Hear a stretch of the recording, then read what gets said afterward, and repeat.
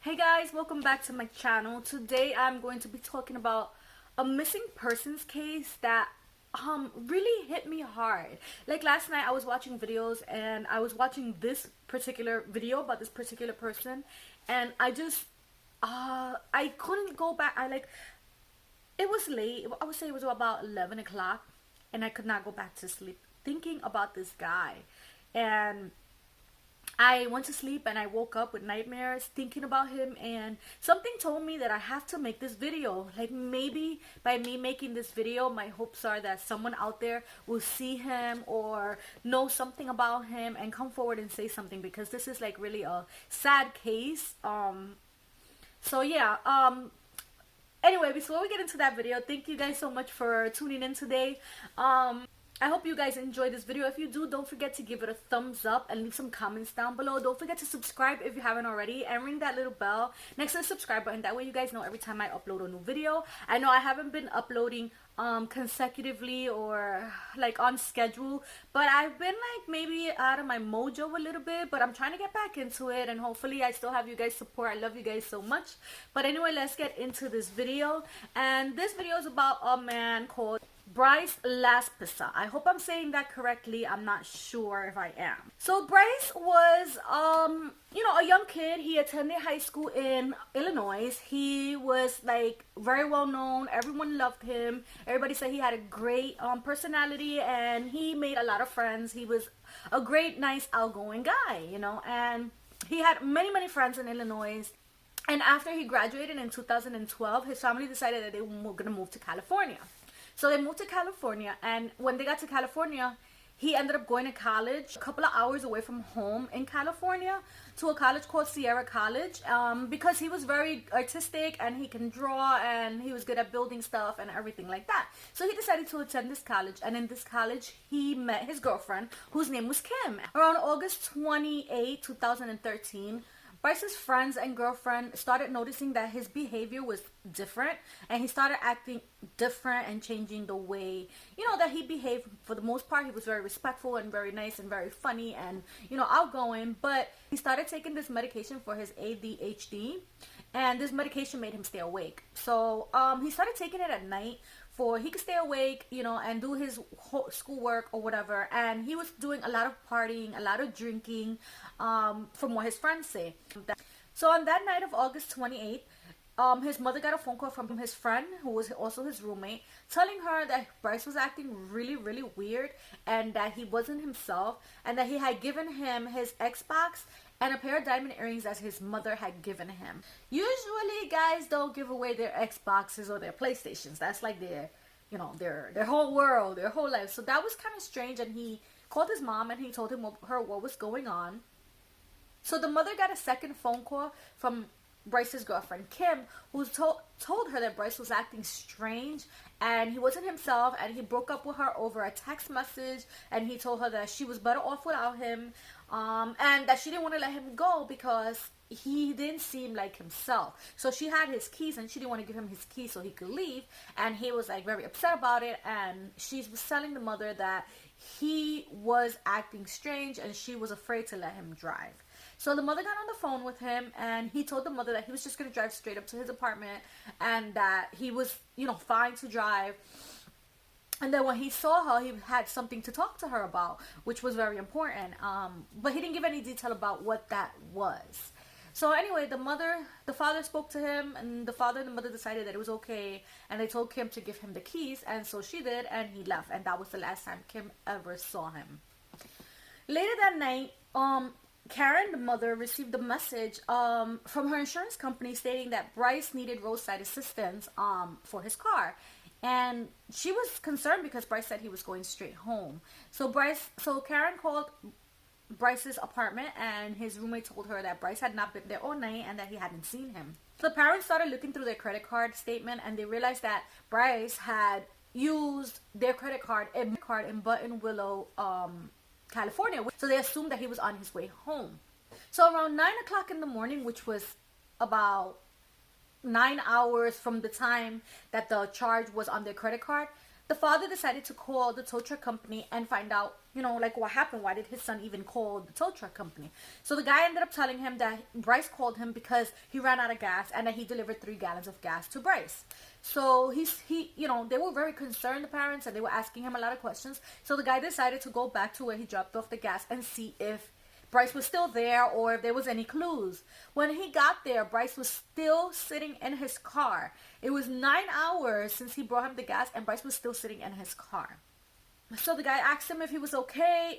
He seemed to be fine. It seemed like there was nothing wrong with him, and he put him on the phone with his mom, and he told his mom that everything was fine and that he was on his way home. And so the mom told him okay, and so they hanged up, and the driver for the tow truck company ended up following him 5 miles into the highway and on his way home, and then he went his way. At this point, the parents expected him to be home around 3 p.m. When 3:30 came around, he still hadn't shown up, and he wasn't answering any of his parents' calls. So his parents decided to call the police department and make a missing persons report. So when they called the police traced Bryce's phone back to Button Willows again, like he was still there. So the cops ended up going over to where he was, and they made him take a sobriety test, and they made it to see, you know, if anything was wrong with him. They asked him a few questions, and he passed everything. He was fine. And they asked him to call his mom, and he didn't want to call his mother or his father. He just didn't want to call them. So eventually, you know, the police officer convinced him to call his mom, and he did. And he told her that he was on his way. So over the next couple of hours, the mom and Bryce were on the phone back and forth, and he was like telling them where he was, how close he was, and stuff like that. And then eventually around 6 p.m., Bryce told his mom that he was tired and he was going to pull over to the side to get some rest. And his mother agreed that that would be a good idea.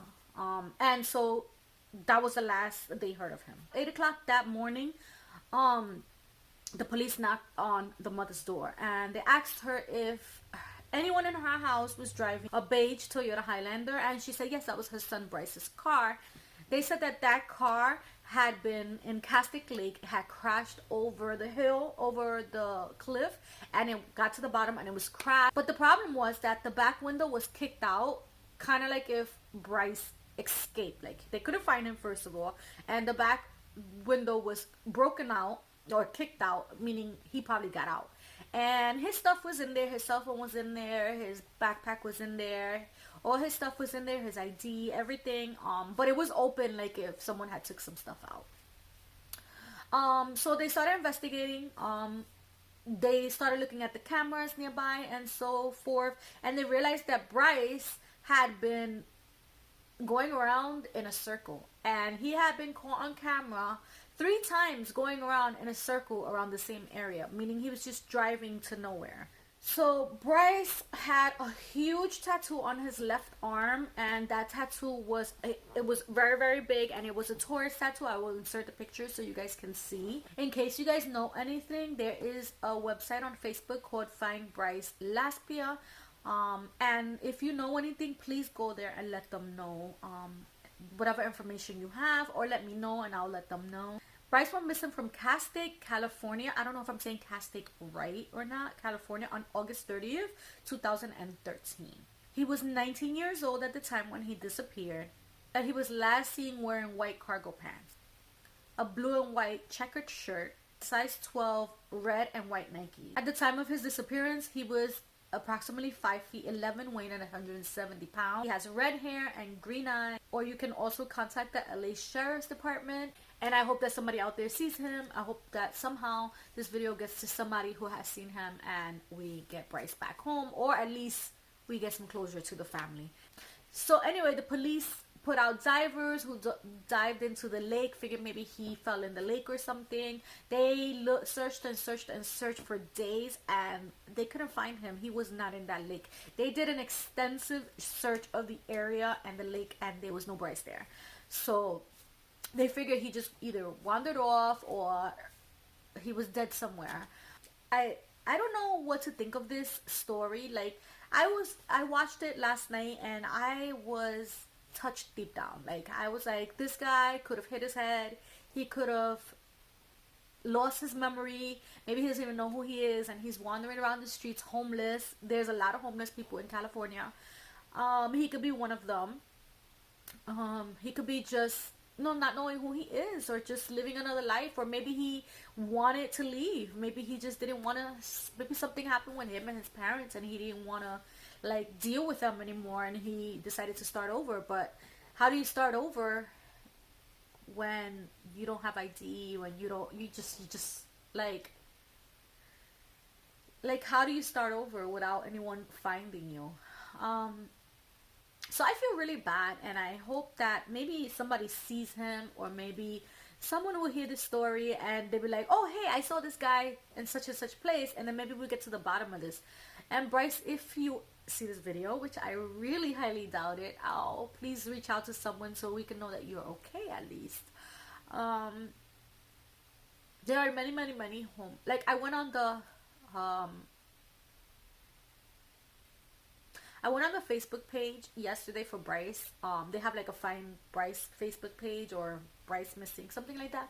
So I went on there and I started reading the comments, and I was scrolling through, and that made everything worse for me, because I started seeing like so many people trying to help, so many people sending pictures of people who resembled Bryce, homeless people, people on the airplanes, people everywhere, like that resembled Bryce. And I'm like, that's him. And I'm like closely looking at Bryce, and I'm like, no, that's not him.